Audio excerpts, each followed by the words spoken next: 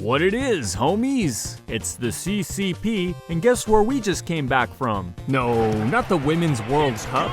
What are you, nuts? Why would you even think that? We went to the movies, the way people used to, back in the long ago.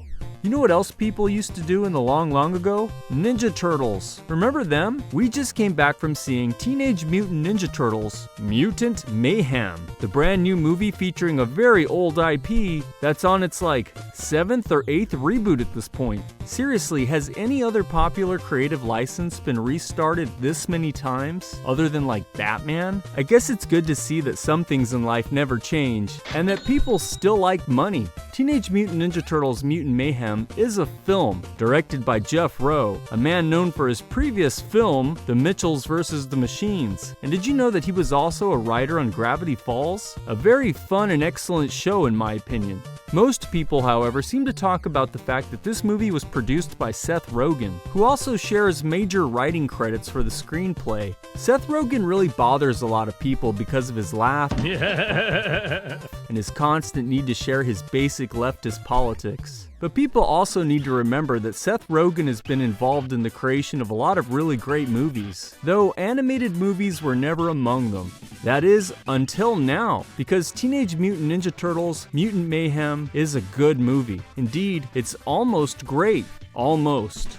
They could have called this Into the Turtleverse. Get it? Because the dynamic living cartoon sketch art style is deliberately lifted from Into the Spider-Verse. I've seen this defended as a unique spin, but only insofar as the film makes no use of comic book bubbles or paneling. Other than that, it's basically the same thing. Love it or hate it. Personally, I think it looks really cool, but the herky-jerky animation also made some scenes hard to follow and started giving me a headache after about 45 minutes. To be honest, at my age, everything gives me a headache after about 45 minutes. I think it would have been okay if just the characters jittered around at a low frame rate, but so too do the lighting effects and many key pieces of background art all at the same time. On top of that, the camera is constantly spinning around in every scene. Seriously, save money on theme park tickets this year and just take your kids to this movie. It's a much cheaper way to get motion sickness than either Disney or Universal. But the fancy animation isn't the only thing that made me want to throw up. Mutant Mayhem features a surprising amount of gross-out humor even for a Nickelodeon movie. Forget about the green slime, which is of course all over Mutant Mayhem, but there's also plenty of barfing, an interspecies makeout session, a stabbing, cockroach eating, tons of references to milking for some reason, and this weird, downright whack new version of April O'Neil. Seriously, what were they thinking with this? I don't really care that she's race swapped, as much as they took one of the most iconic and hottest animated characters and made her look like she has type 3 diabetes. The first case ever. Aggravating the situation is the fact that yes, she's a love interest in this movie. Now, April being a love interest of the Ninja Turtles has always been a gross idea whenever it crops up, because bestiality, but now it's not just gross. It's kind of also revolting. Thankfully, as an actual character with a personality and a story arc, this version of April O'Neil is not bad at all. She plays a satisfying role in forwarding the plot and manages to escape the damsel in distress formula of her predecessors. Not that I'm opposed to having superheroes save beautiful women, but look at her. Sorry dudes, she's on her own. There are a ton of great characters in Mutant Mayhem, many old and some new, but among the least interesting, sadly, are the Ninja Turtles themselves. They look phenomenal. Indeed, they've never looked better, but for the life of me, I can barely tell any of them apart.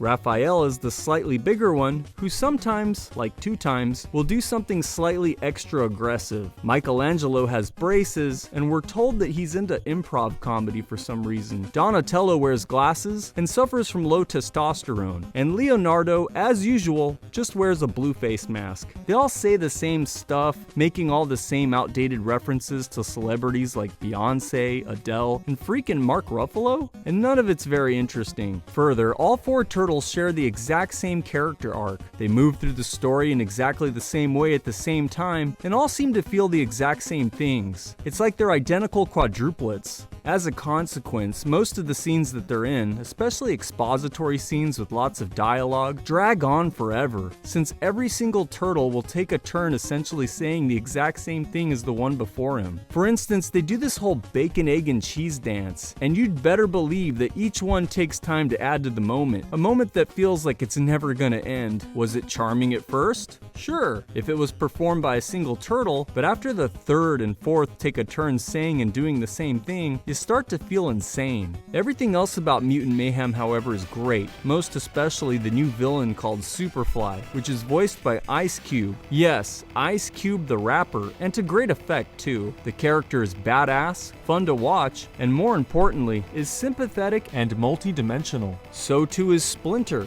I saw a lot of stuff on the internet about how they supposedly ruined Splinter in this movie, but I disagree. This is a completely different version of Teenage Mutant Ninja Turtles, and thus, this is a completely new version of Splinter. A wholly original, and to be honest, highly refreshing take on a character that deviates from the Mr. Miyagi wise old Kung Fu master trope that they typically recycle for this character. In Mutant Mayhem, Splinter is deeply flawed, frequently funny, and also, ironically, more of a badass than almost any other version of Splinter ever was. Rather than being a wise ninja master who teaches the turtles to fight in order to fulfill heroic virtues, Splinter starts off as a wounded animal with a tragic past. He does teach the Ninja Turtles how to kick ass, but only in order to protect his mutant family from humanity, which he has a violent hatred and distrust of. This sounds revolting, but it's set up to make Splinter the perfect foil over and against Superfly, who has an equally tragic past as a mutant rejected and abused by humanity. The difference is that while Splinter chooses to hide in the sewers with the turtles, Superfly has decided to seek out the ultimate destruction of everyone that he thinks has wronged him. The Ninja Turtles, however, through their newfound friendship with April O'Neil, man, that is such an Irish-sounding name. They really ought to have made this a completely different character.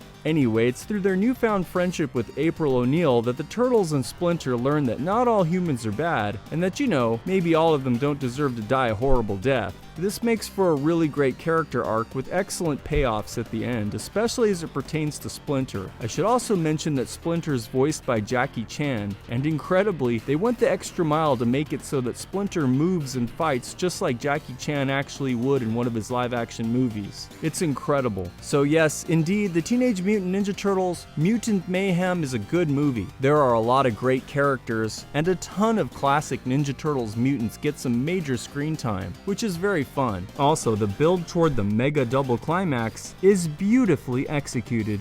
I just wish there weren't so many damn flashbacks, and that the Ninja Turtles themselves had deeper personalities and perhaps independent motives stronger than the slightly haggard theme of wanting to just be accepted. Eventually, they do indeed rise to the level of being real heroes, and April O'Neil, while disappointing in her overall character design, turns out to have her own meaningful story along the way. She's definitely a much better character than she appears in the trailers, and ultimately there's nothing woke about her or anything else in this movie. Thank God. Overall, this might actually be the single best Ninja Turtles movie ever made. Is it my personal favorite? No, I still prefer the original TV series, and even the original movie. But if you have kids with a strong tolerance for nauseating humor and visual effects, or you're a big fan of Ninja Turtles, then we highly recommend this movie. So what do you all think of Teenage Mutant Ninja Turtles The Mutant Mayhem? Do you plan on seeing it? Does anyone still care about Ninja Turtles? Please let us know what you think, and more, in the comments. And thank you very much for watching.